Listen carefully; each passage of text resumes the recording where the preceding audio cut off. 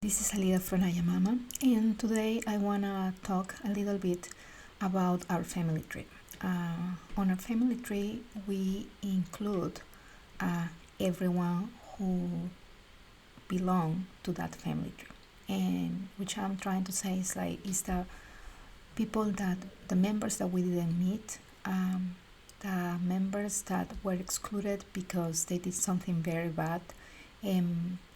For our family, they say like we don't talk to them, we don't see them, they are not part of this family. Also, all of the miscarriages or abortions that there were on the family system, they are all included.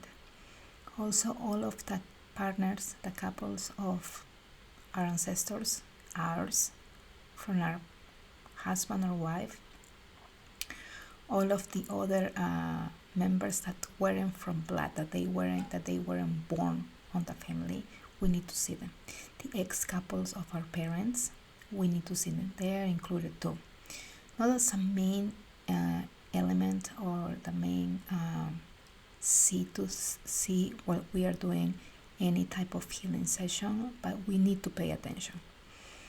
So once we know that all of us are included, and some people will say like, I feel that I don't belong to this family. Or when I will ask, what is your issue? What was your issue? And someone said like, well, I felt that my mom always excluded me like from my other siblings.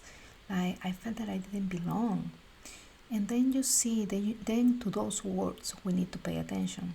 To that issue that is floating on the surface, on the narrative of the person that is coming with this problem, because then we are repeating, and we are repeating something because we are not doing something that is not connected to a fate or a destiny that from someone else in the past. And there are many reasons because we can be connected, and we can see that later. But what I want to make sure that you all know is that we all belong to the family system. And when someone is excluded, then the person needs to be seen. I want them to see them. I need my family to recognize that I'm part of them. So I will create a symptom, usually on a third, fourth generation, and so they can pay attention to that. And if they don't, I could keep coming this situation up until someone realizes that like, oh, you remember your uncle? That uncle who sexually abused from someone else on the family tree, and we'd never talk to him anymore, and we just kick him out from our lives. That, you remember the fate of him, like what was happening to him is happening to this other member like 50 years later or 40 years later. So that's one thing that we need to pay attention. The other thing is like, we have an order.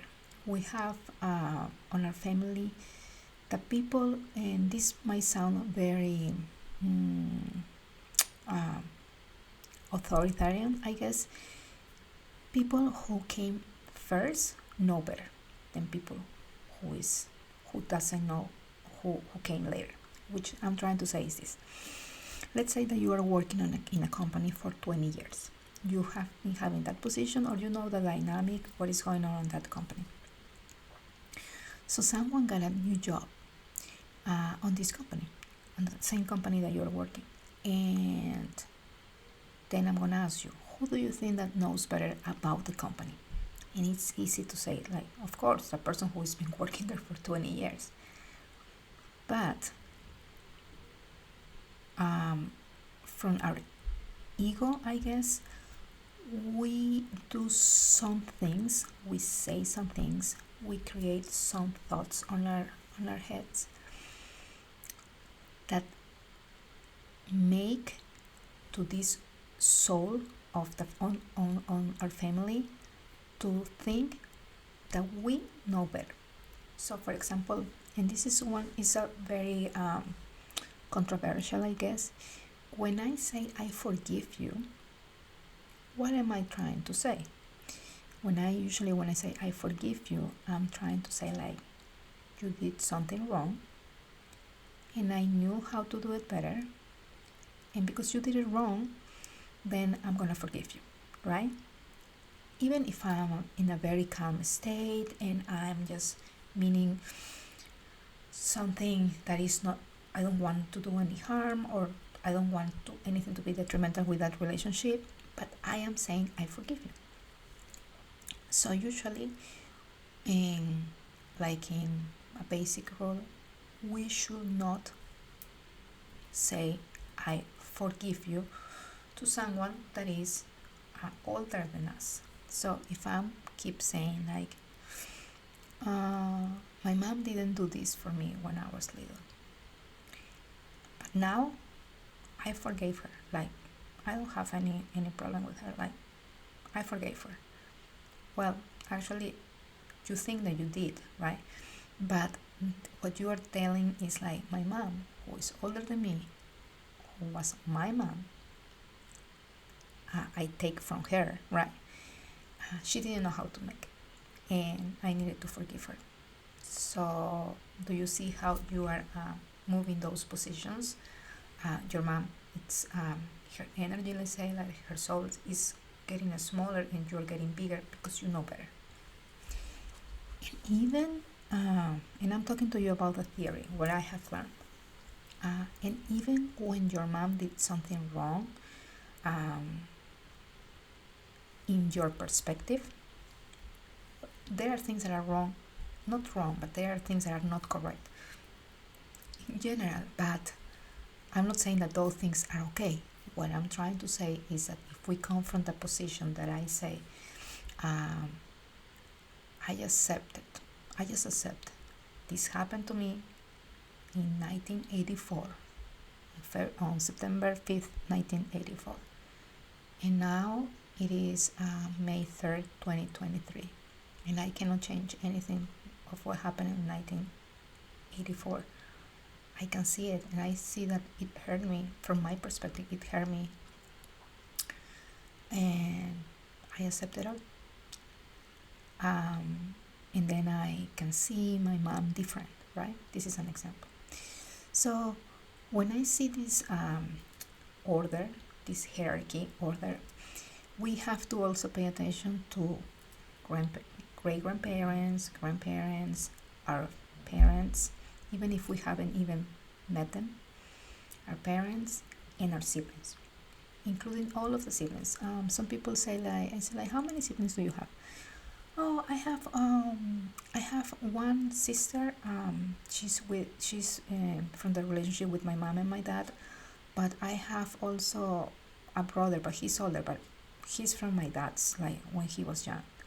Well, that's your older sibling, your older brother. So he needs to be included on this family tree, and again, he needs to be seen.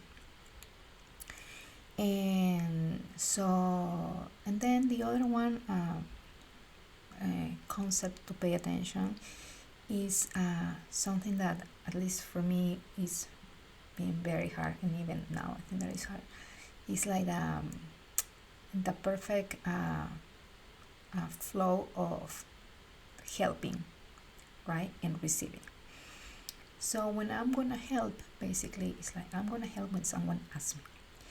Because if I try to help someone when this person didn't ask me, it's because I'm saying like, I know better, again, right? And I know that you need help, you haven't asked me, and I know what you need, so I'm gonna help you that way, in this way. And that receiving is that I am open to receive, and I feel that that one is like when you are open to receive, you are open to be loved. And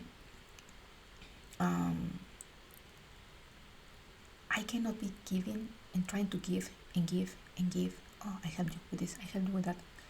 And when someone offers me help, I say like, no, I don't need that. I don't need anything, or I try to close all the ways that I could receive, right? So it have to be the perfect eight, right? Like sideways. I need to receive, I need to help, I need to receive, and I need to help.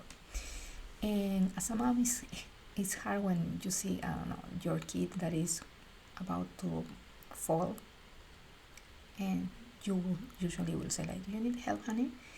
And well, I think that we should, from my experience, from my perspective, I think that we should not say those things. Um, but because I think that it's a mix between you try to be kind and nice and say like to your friend like, "Do you need help?" But it's like saying like, uh, "You are not doing the things very like in a proper way, right? Do you need some help?" No. Well, let's see. Let's try to wait for people to ask us for help, and let's open our hearts to receive. I'm gonna make new videos about these dynamics that we have, these old patterns, old beliefs, and I hope that this information is helpful for you.